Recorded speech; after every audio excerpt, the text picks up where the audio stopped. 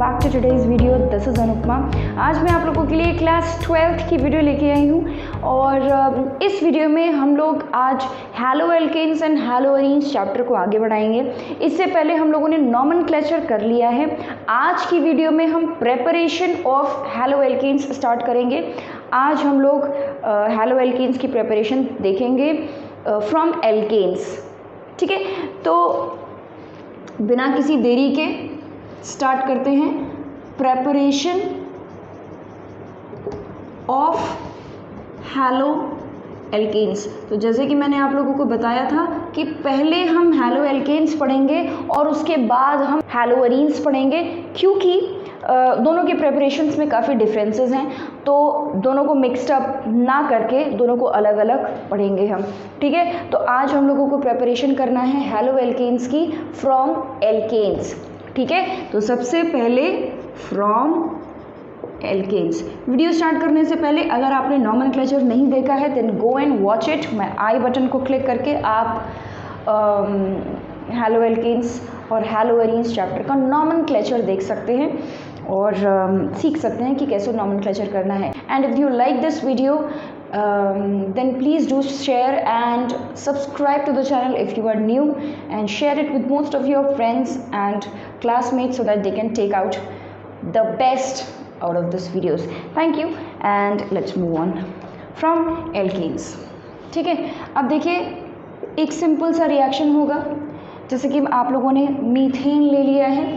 ठीक है, ये है हमने मीथेन ले लिया है और इसका रिएक्शन हम लोगों ने करा दिया है क्लोरीन के साथ। ठीक है, कोई भी हैलोजन हैलो एल्केन बनाना है तो एल्केन का रिएक्शन किसी भी हैलोजन के साथ हम करा देंगे।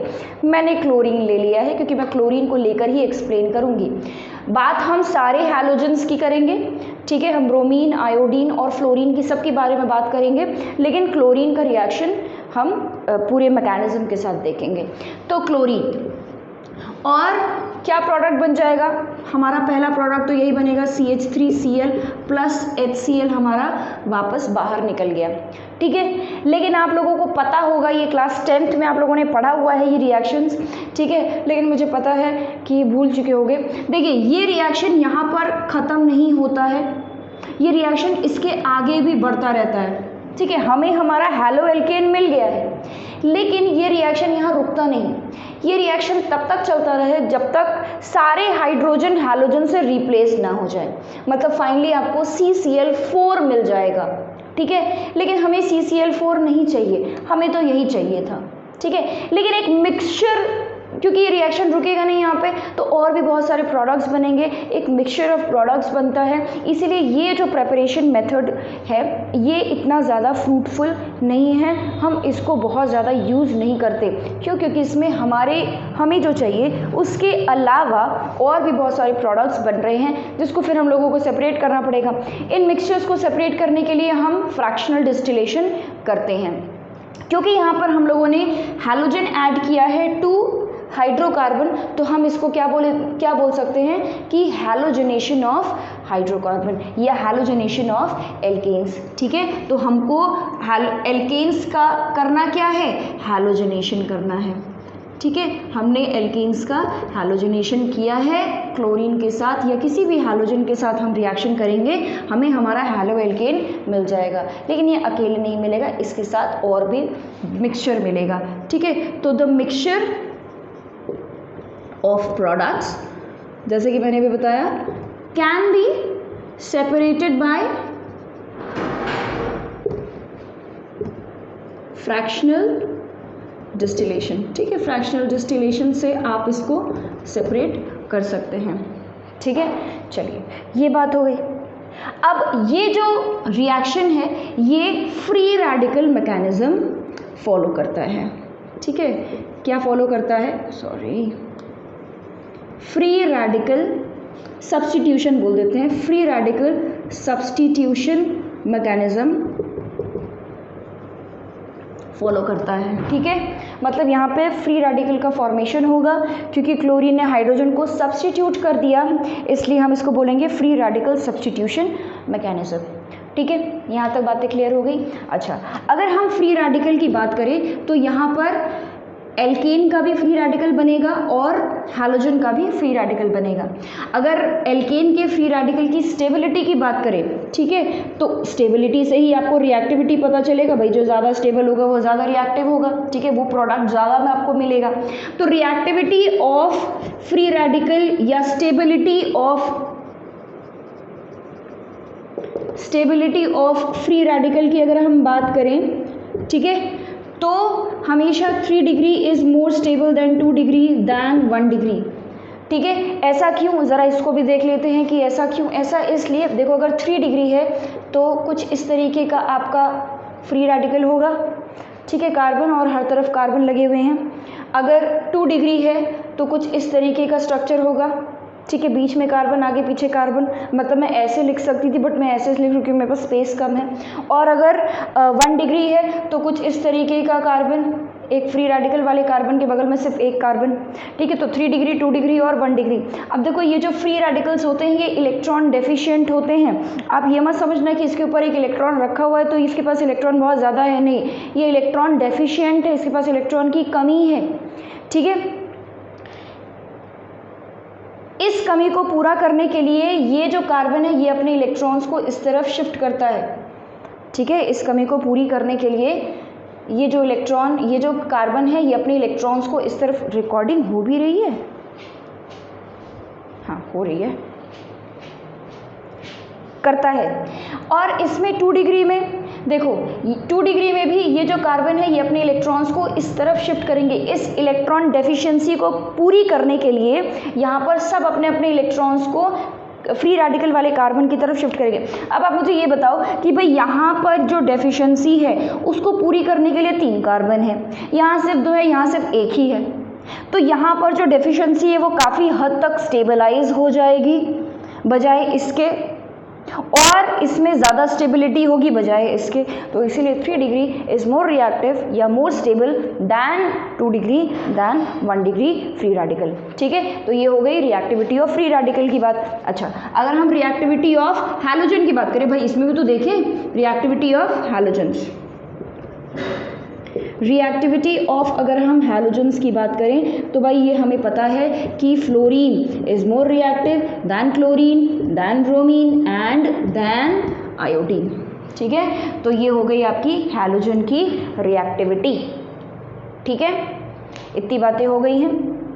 अब आप इसको लिख लीजिए ताकि मैं बोर्ड क्लियर कर दूं। अब हम मैकेनिज्म करने के लिए चलेंगे, ठीक है। मैकेनिज्म हो जाएगा, उसके बाद फिर हम लोगों ने क्लोरीन की बात कर ली, हम ब्रोमीन की सेपरेटली बात करेंगे, हम आयोडीन की बात करेंगे और हम फ्लोरीन की बात करेंगे, ठीक है। फटाफट इसको लिख लो, आगे बढ़ते हैं। चलिए अब बात करते हैं ज़रा मैकेनिज्म की, ठीक है।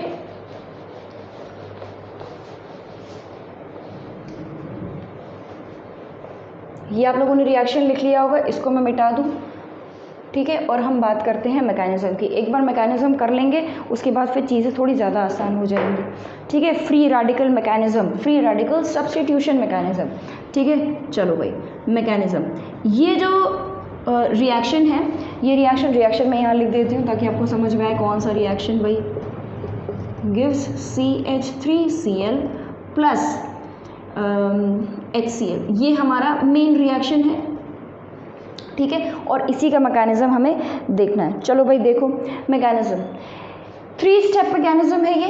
पहले स्टेप में क्या होगा, पहले स्टेप में होगा फ्री रेडिकल का फॉर्मेशन, ठीक है, जिसको हम इनिशिएशन स्टेप बोलते हैं। इनिशिएशन, क्योंकि जब तक फ्री रेडिकल का फॉर्मेशन नहीं होगा तब तक रिएक्शन इनिशिएट कैसे होगा।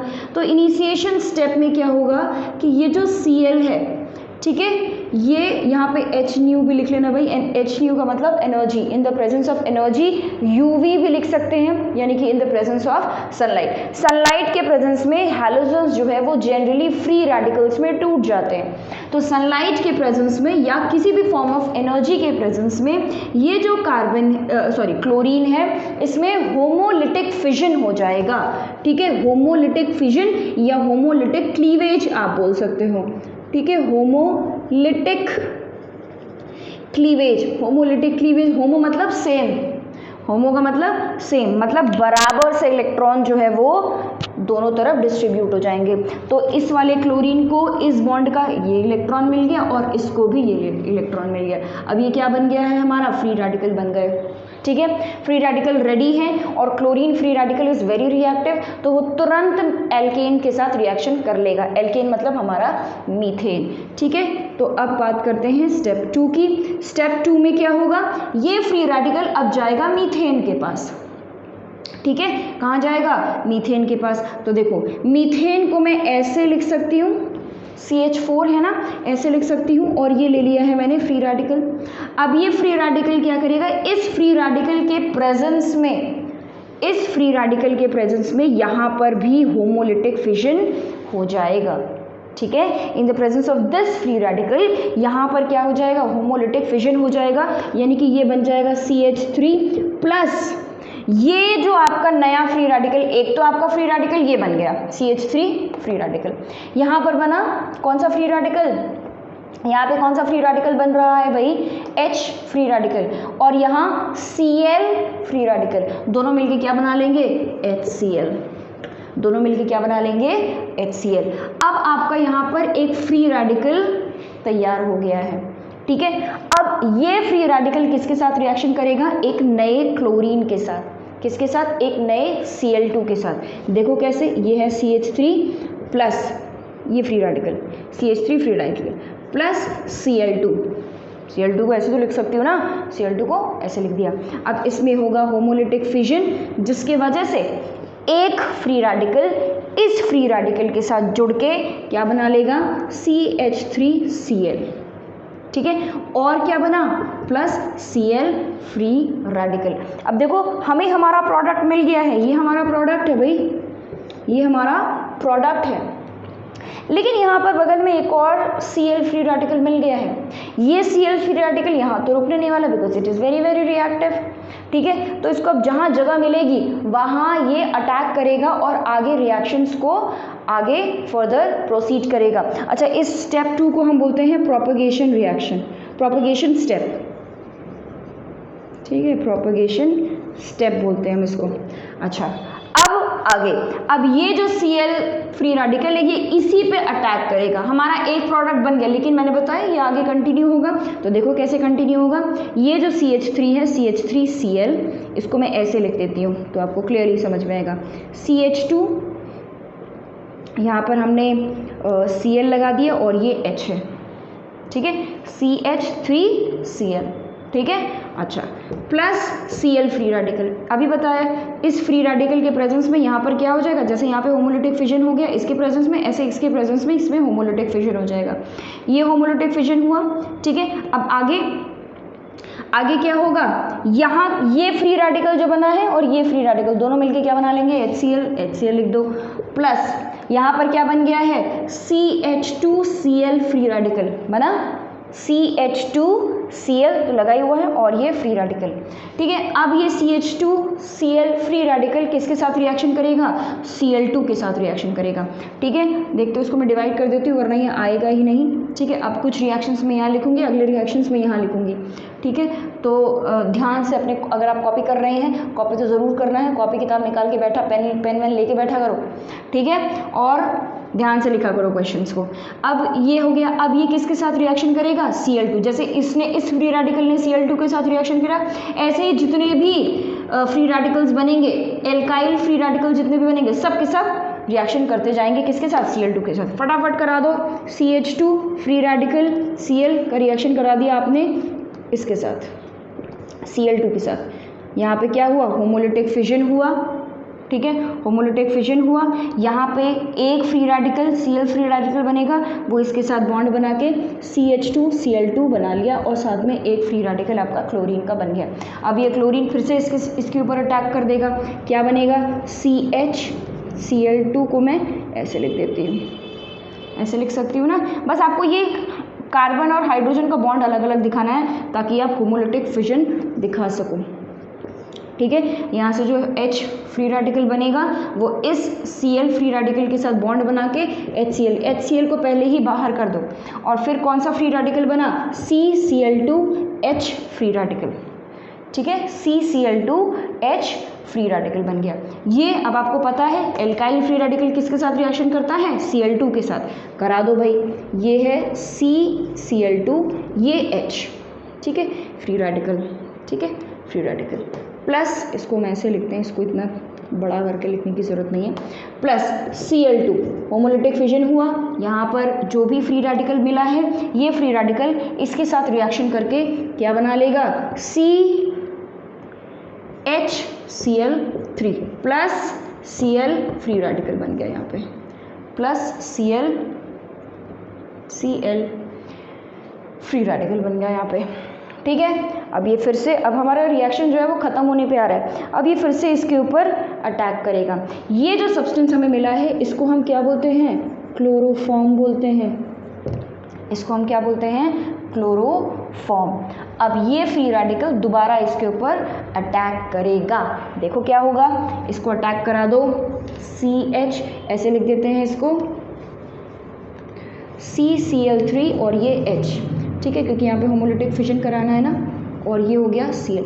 अब क्या होगा, यहाँ से जो free radical H free radical मिला है और यहाँ पे जो Cl फ्री रेडिकल मिला है, दोनों आपस में बना के क्या बना लेंगे, HCl बना लेंगे, और यहाँ आपका मिल गया है CCl फ्री रेडिकल, ठीक है, क्या मिल गया है, CCl फ्री रेडिकल।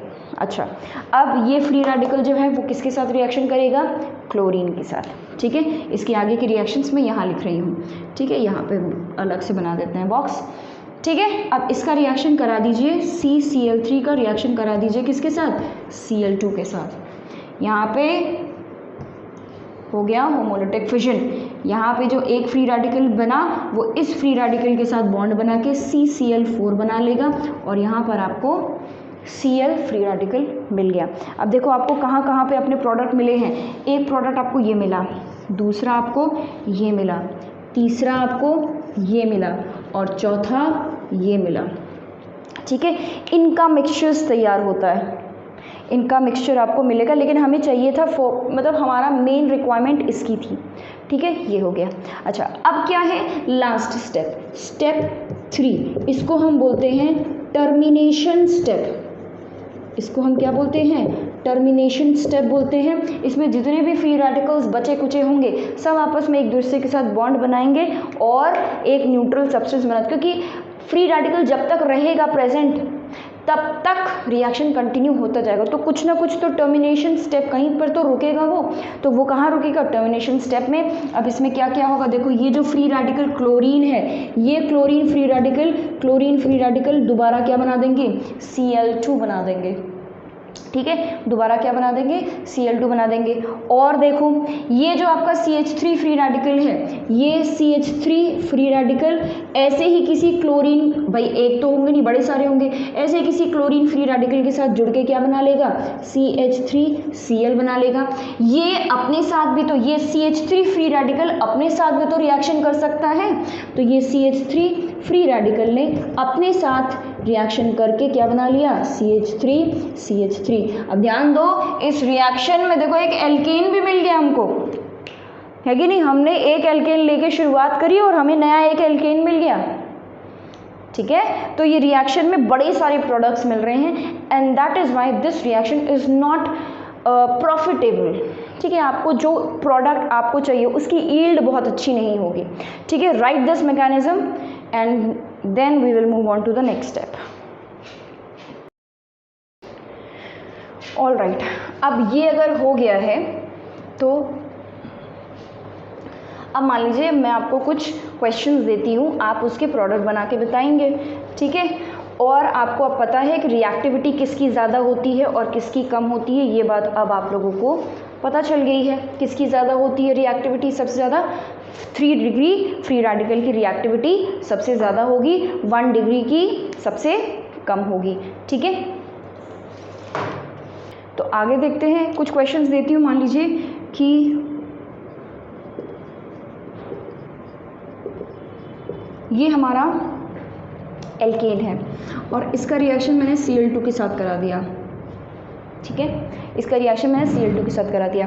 तो क्या प्रोडक्ट बन सकते हैं? देखो यहाँ पे दो प्रोडक्ट बन सकते हैं भाई। ये क्लोरीन तो किसी भी हाइड्रोजन को डिस्प्लेस कर सकता है ना, हो सकता है वो इस वाले कार्बन के हाइड्रोजन को डिस्प्लेस कर दे, या हो सकता है कि वो इस वाले कार्बन के हाइड्रोजन को डिस्प्लेस करे, ठीक है, किसी को भी कर सकता है। अगर वो इसको डिस्प्लेस करता है तो आपका प्रोडक्ट क्या बनेगा? यही बनेगा। अच्छा, अगर इसको करता है, ठीक है, तो क्या बनेगा?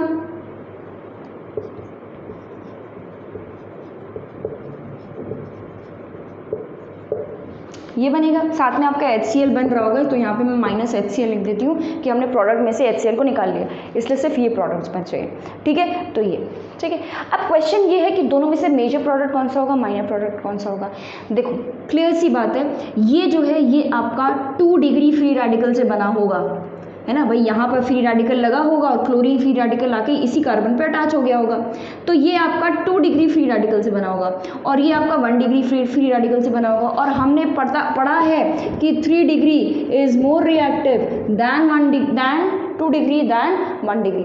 उस हिसाब से ये आपका 1 डिग्री है, इसीलिए ये माइनर प्रोडक्ट है, और ये आपका 2 डिग्री है, इसलिए ये मेजर प्रोडक्ट है, ठीक है। इनफैक्ट अगर हम बात करें तो 70-30 का रेशियो होता है, 75 to 25 का आप मान सकते हैं रेशियो होता है, ठीक है।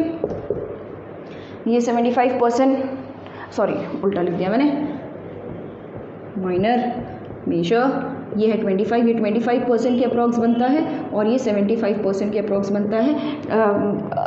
ऑफ कोर्स ये मेजर है क्योंकि ये ज़्यादा स्टेबल है, ठीक है। तो 1 डिग्री 2 डिग्री चेक करके आप स्टेबिलिटी देख सकते हैं, मेजर प्रोडक्ट और माइनर प्रोडक्ट बता सकते हैं। एक और क्वेश्चन, जैसे फॉर एग्जांपल हमने ले लिया है CH3 CH2 CH3, इसका रिएक्शन मान लीजिए कि मैंने ब्रोमीन के साथ करा दिया, ठीक है। क्लोरीन और ब्रोमीन का रिएक्शन हमेशा एग्जैक्टली एक जैसा होता है, ठीक है। दोनों ही बहुत स्टेबल रिएक्शंस देते हैं। दिक्कत आती है फ्लोरीन और आयोडीन में, ठीक है। तो क्लोरीन और ब्रोमीन में कोई डिफरेंस नहीं है, थोड़ा बहुत रिएक्टिविटी का डिफरेंस होगा। Chlorine is more reactive than bromine, otherwise the products are same, otherwise there is no difference between the products of chlorine and bromine, ठीक है। तो यहाँ पे हम लिख भी लेते हैं, ठीक है, यहाँ पे हम लिख भी लेते हैं chlorine and bromine have almost same reactions, सारे प्रोडक्ट सेम होंगे, सब कुछ एकदम सेम होगा। अच्छा, इसमें अगर आप सब्स्टिट्यूट करेंगे, फ्री रेडिकल सब्स्टिट्यूशन करेंगे तो क्या होगा? देखो ब्रोमीन जो है वो इस वाले कार्बन की हाइड्रोजन की जगह ले सकता है, हो सकता है यहाँ के हाइड्रोजन की जगह ले ले, तो यहाँ की लेगा तो क्या बनेगा, यहाँ की लेगा तो क्या बनेगा? तो देखो ये हो गया CH3 CH2 और ये CH2Br, ठीक है, एक प्रोडक्ट। जब यहाँ वाला हाइड्रोजन डिस्प्लेस हुआ, यहाँ वाला हाइड्रोजन डिस्प्लेस हुआ तो क्या बन जाएगा? CH3 CH CH3 और ये लग गया Br, ठीक है। अब अपनी तीव्र बुद्धि लगाइए और मुझे बताइए कौन सा वाला मेजर होगा और कौन सा वाला माइनर होगा। ये कैसा है? ये 1 डिग्री है। ये कैसा है? ये 2 डिग्री है। उस केस में 1 डिग्री है, 2 डिग्री है, उस केस में ये वाला आपका क्या होगा? मेजर प्रोडक्ट होगा और ये आपका माइनर प्रोडक्ट होगा। ये अराउंड 45% पाया जाता है और ये अराउंड 55% पाया जाता है, ठीक है। ये कुछ क्वेश्चंस होते हैं, इसको लिख लीजिए, आगे बात करते हैं। ऑलराइट, अच्छा अब इसके आगे एक और क्वेश्चन मैं आप लोगों को देती हूँ, वो थोड़ा सा डिफरेंट होगा।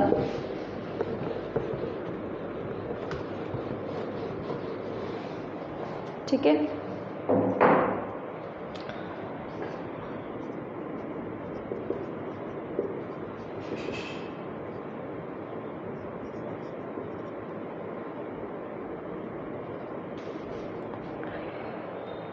इसका रिएक्शन मान लीजिए मैंने करा दिया है क्लोरीन के साथ, इसका प्रोडक्ट बनाइए, ठीक है। अब देखो इसमें 1 डिग्री कार्बन भी है, 2 डिग्री कार्बन भी है और 3 डिग्री कार्बन भी है, मतलब कि फ्री रेडिकल। ये है आपका 1 डिग्री, ये होगा आपका 1 डिग्री, ये होगा 1 डिग्री, ये है 2 डिग्री और ये है 3 डिग्री। डिग्रीज पहचानना आता है आपको, ठीक है। ये 1 डिग्री फ्री रेडिकल होगा, अगर यहाँ पे फ्री रेडिकल होता है तो 1 डिग्री होगा, यहाँ होता है तो 1 डिग्री 2 डिग्री और ये 3 डिग्री। तो उस हिसाब से क्लोरीन मेजर प्रोडक्ट कब देगा, मतलब ये जो रिएक्शन है ये मेजर प्रोडक्ट कौन सा देगा? जब क्लोरीन यहाँ आके लगे, हमने जो पढ़ा है, ठीक है।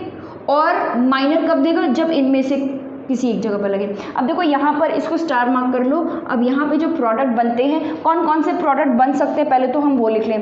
देखो एक तो मान लीजिए यहाँ पर अगर लग जाता है, यहाँ पे लगे यहाँ पे लगे, दोनों का सेम मतलब है, ठीक है। तो यहाँ पे या यहाँ पे कहीं भी लग जाए तो दोनों का मतलब सेम है। तो मान लीजिए मैंने यहाँ लगा लिया, ठीक है।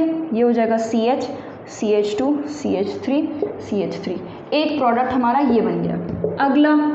अगला प्रोडक्ट हम बनाते हैं, मान लीजिए 3 डिग्री पे लगा दिया, तो ये हो जाएगा CH3C, ये Cl, CH2, CH2 और ये CH3। एक प्रोडक्ट हमारा ये बन गया। ये कैसा है, ये 1 डिग्री है, ये 3 डिग्री बना। और 2 डिग्री वाले पे लगाते हैं, तो 2 डिग्री पे लगाओ, देखो क्या बनेगा, CH3, CH, CH, CH3, यहाँ लगा दिया हमने Cl और ये है CH3।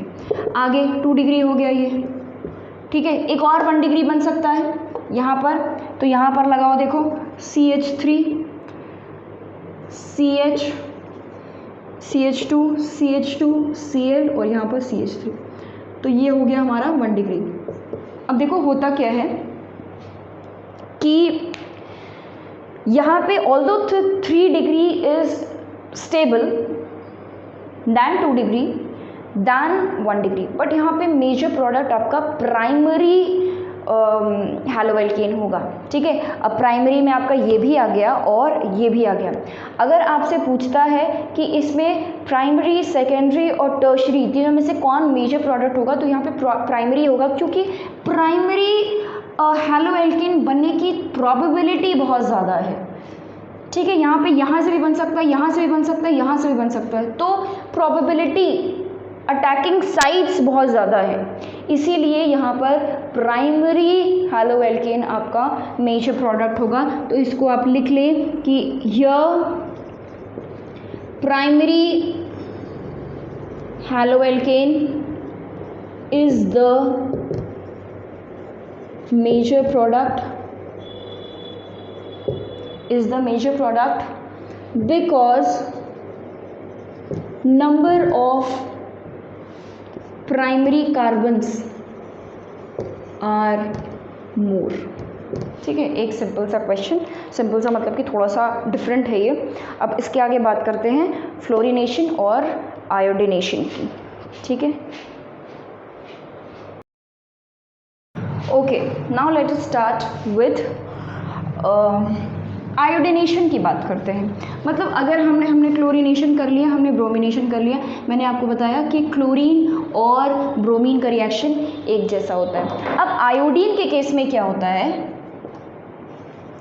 आयोडीन यानी कि I2 के केस में क्या होता है कि अगर आप I2 के साथ रिएक्शन करते हैं, जैसे फॉर एग्जांपल हमने I2 के साथ रिएक्शन करा दिया, ठीक है, H न्यू के प्रेजेंस में, सोर्स ऑफ एनर्जी, तो क्या बनेगा, CH3I प्लस HI बनेगा, यही तो बनेगा।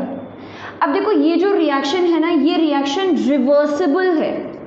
कैसा है, रिवर्सिबल, मतलब आपको ये जो चीज़ है ना ये मिलेगी ही नहीं। जैसे ही ये चीज़ बनती है वैसे ही दोबारा ये इसमें कन्वर्ट हो जाता है, ठीक है, दोबारा आपको आपका एल्केन मिल जाएगा। ऐसा क्यों ऐसा हो रहा है, इसके वजह से ये एक बहुत ही स्ट्रॉन्ग आप कह सकते हैं रिड्यूसिंग एजेंट है। अब क्योंकि ये एक बहुत स्ट्रॉन्ग रिड्यूसिंग एजेंट है, ये CH3I को रिड्यूस कर देता है दोबारा किस में, CH4 में, यानी कि मीथेन में, ठीक है, दोबारा इसको क्या करेगा, रिड्यूस कर देगा। और इसी वजह से ये रिएक्शन हो ही नहीं पाता है फॉरवर्ड डायरेक्शन में, बार बार बैकवर्ड हो जाता है, बार बार आपको मीथेन मिल जाएगा। जब तक वहाँ पर HI बनता रहेगा तब तक यहाँ पे मीथेन वो इसको कन्वर्ट कर देगा मीथेन में। तो हमारी दिक्कत कौन है, ये है भाई, हमें इससे तो मतलब नहीं, हमें ये नहीं चाहिए था, हमें चाहिए था ये जो बन भी रहा था, लेकिन इसकी वजह से गड़बड़ हो जा रही थी, वापस मीथेन बन जा रहा था। हेलोएल्केन से दोबारा हमारा हेलोएल्केन रेडी है, लेकिन दोबारा उसमें क्या बन जा रहा था, एल्केन बन जा रहा था। तो इसको किसी तरीके से ठिकाने लगाना है, ये एक स्ट्रॉन्ग रिड्यूसिंग एजेंट है। तो हम क्या करते हैं, अगर हम इसी को गायब कर दें, HI को गायब कर दें तो काम आसान हो जाएगा। तो हम क्या करते हैं, हम एक बहुत ही स्ट्रॉन्ग ऑक्सीडाइजिंग एजेंट ले लेते हैं, ठीक है। एक स्ट्रॉन्ग ऑक्सीडाइजिंग एजेंट क्या करेगा, इसको ऑक्सीडाइज कर देगा, ठीक है, इसको क्या कर देगा, ऑक्सीडाइज कर देगा। और जब यही नहीं रहेगा तो रिडक्शन नहीं होगा और आपको आपका प्रोडक्ट मिल जाएगा। ठीक है, तो यहाँ पे आप बहुत ही अच्छे अच्छे शब्दों में लिख लेंगे कि दिस रिएक्शन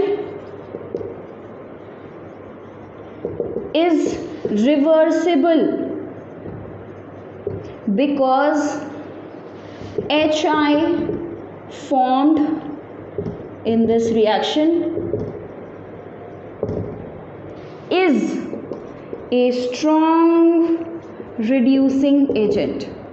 Hence हम क्या करेंगे, अब इसको रिएक्शन को फॉरवर्ड डायरेक्शन में ले जाने के लिए क्या करेंगे, we use strong oxidizing agent which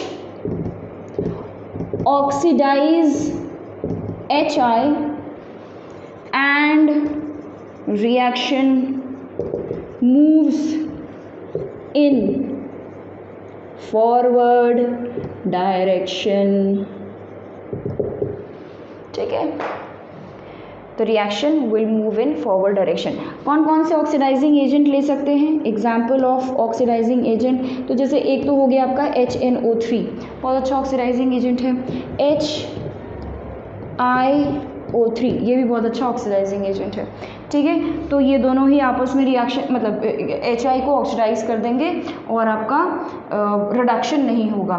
ठीक है, जैसे फॉर एग्जांपल अगर हम HiO3 की बात करें तो HiO3 HI के साथ रिएक्शन करता है और क्या बना देता है, H2O प्लस आयोडीन बना देगा।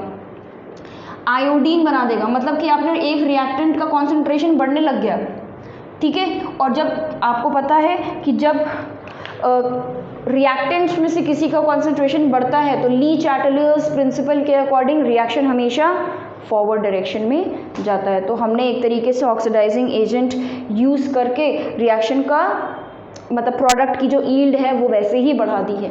ठीक है, so this is how the reaction will take place. ये किसके केस में है, ये आयोडीन के केस में है, याद रखिएगा। और ये चीज़ कई बार आएगी, HI बनेगा और HI एक स्ट्रॉन्ग रिड्यूसिंग एजेंट होने के कारण वो क्या करेगा, हैलो एल्केन को दोबारा रिड्यूस कर देगा एल्केन में। ठीक है, इसको लिख लें आप लोग। ऑलराइट, अब बात करते हैं फ्लोरिनेशन की। ठीक है, अब बात आती है फ्लोरिनेशन की और ये हमारा लास्ट पार्ट होगा इस वीडियो का। ठीक है,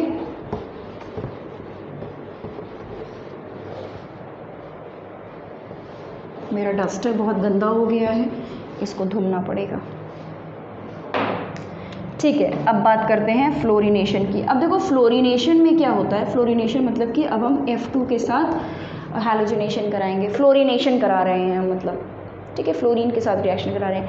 अब देखो फ्लोरीन जो है वो बहुत ज़्यादा रिएक्टिव है, सारे हैलोजेंस में सबसे ज़्यादा रिएक्टिव कौन है, फ्लोरीन, वेरी रिएक्टिव। अब क्योंकि ये बहुत ज़्यादा रिएक्टिव है इसीलिए जब इसका रिएक्शन होता है तो ये बहुत ज़्यादा एक्सप्लोजिव रिएक्शन होता है।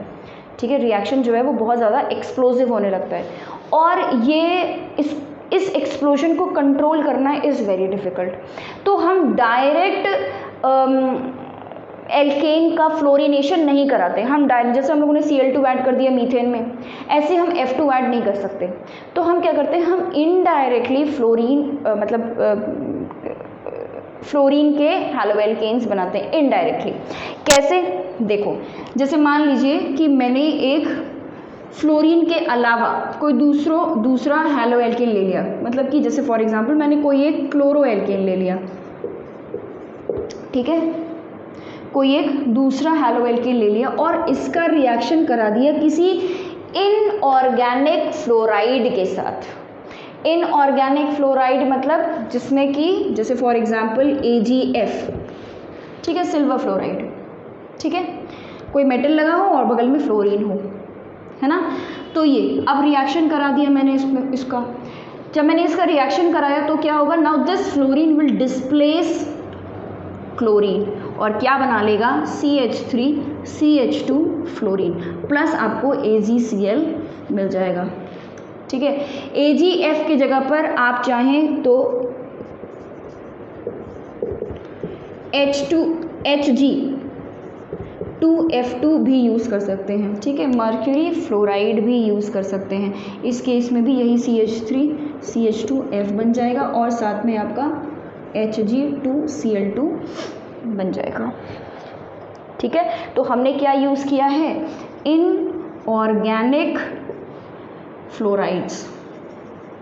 ठीक है, क्या यूज़ किया है, इनऑर्गेनिक फ्लोराइड्स। इनऑर्गेनिक फ्लोराइड्स में आप और भी, जैसे एक तो कुछ एग्जांपल्स हो गए, ये तो AgF हमने यूज़ कर लिया, Hg2F2 हमने यूज़ कर लिया, और आप यूज़ कर सकते हैं SbF3 यूज़ कर सकते हैं,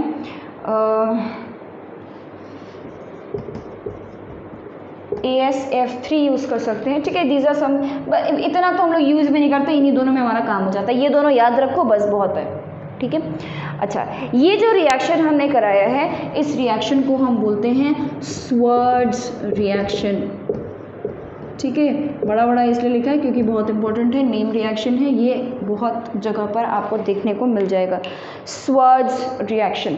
तो कभी अगर आपको फ्लोराइड बनाना है, उस केस में आप डायरेक्ट फ्लोरिनेशन नहीं करेंगे, आप पहले क्लोराइड बनाएंगे, उसके बाद आप फ्लोराइड बनाएंगे। ठीक है, this is how you will prepare fluorides. ठीक है, लिख लो इसको। All right, so this was all about today's video, और यहाँ पर मैं वीडियो वाइंड अप कर रही हूँ। हम लोगों ने पहला प्रिपरेशन ऑफ हैलोएल्केन्स कर लिया है फ्रॉम एल्केन्स। अगली प्रिपरेशन हमारी फ्रॉम एल्कीन्स होगी, और वो भी काफ़ी इंटरेस्टिंग होने वाली है। I hope you like this video, and if you did, then please hit the like button and share it with maximum people, maximum friends of yours, so that they can take benefit out of it.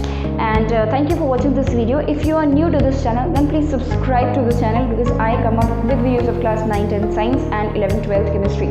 And if you are already a subscriber, then thank you so much for being such a great supporter and such a great audience. Thank you and bye bye.